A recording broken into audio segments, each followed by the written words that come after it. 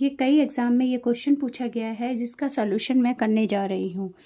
ठीक है, जैसे कि सबसे पहले आपको बड़ा क्वेश्चन देख के घबराना नहीं है, डरना नहीं है। जितना बड़ा क्वेश्चन होता है वो उतना ही इजी उसका आंसर होता है, उतना ही इजी तरीके से आप उसको निकाल सकते हो।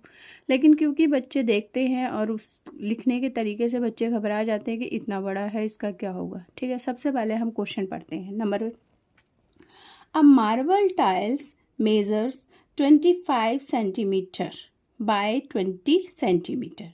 एक जो टाइल्स मार्बल की जो टाइल्स को मेजरिंग किया है, नापा है, तो वो 25 सेंटीमीटर है बाय 25 सेंटीमीटर। ठीक है, 25 टाइल्स वो पता है कैसे होता है, इस तरीके से होता है। तो वो एक तरफ 25 है, एक तरफ से 20 है।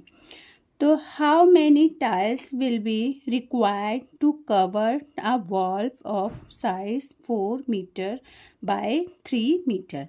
एक दीवार को कवर करने के लिए कितने टाइल्स की ज़रूरत पड़ेगी। जो दीवार की वो लंबाई और चौड़ाई वो आपकी 4 मीटर और 3 मीटर है। ठीक है, तो चलिए देखते हैं, इसको स्टार्ट करते हैं। कैसे करेंगे? सबसे पहले आपको क्या करना है, एरिया ऑफ वॉल, यानी कि आपको क्या करना है, एरिया निकालना है किसकी, दीवार का। तो एरिया ऑफ वॉल क्या हुआ आपका, कितना दे रखा है, 4 मीटर इंटू 3 मीटर। अगर आप चाहो तो यहीं पर इसको, क्योंकि आगे की जो चीज़ है आपको जो टाइल्स का मेज़रमेंट है वो सेंटीमीटर में दे रखा है, तो आप चाहें तो यहीं पर इसको हम कन्वर्ट कर लें, और नहीं तो आगे जाके करेंगे। तो अगर हम इसको 4 मीटर को सेंटीमीटर में करेंगे तो आपको पता है कि 1 मीटर इक्वल टू 100 सेंटीमीटर। ठीक है, तो आपका क्या हो जाएगा, 4 मीटर है तो 4 मीटर को हमने क्या करना है, सेंटीमीटर में करना है। तो ये हो जाएगा 400 cm इंटू 300 cm। क्लियर? तो ये हो जाएगा आपका 4 3 1200 cm। ये आपका 1 10 100 1000 10,000 लाख, यानी 1,20,000 सेंटीमीटर। ठीक है, ये तो आपका आ गया दीवार का एरिया। ठीक, अब आपको क्या करना है, अब इसके बाद आपका इतना आपको इतने के लिए करना है। तो अब मार्बल्स, यानी कि जो मार्बल्स की टाइल्स है उसकी मेजरिंग इन्होंने दे रखा है।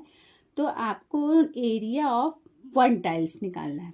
तो एरिया ऑफ 1 टाइल्स का क्या होगा, तो area of 1 tiles equal to कितना है, 25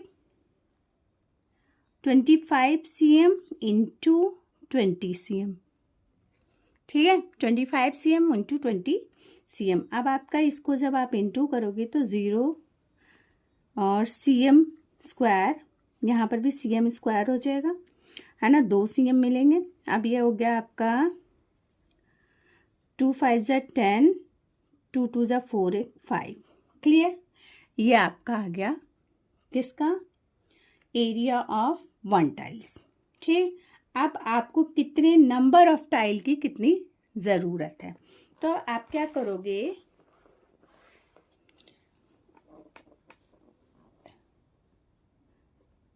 number of tiles equal to क्या करोगे, एरिया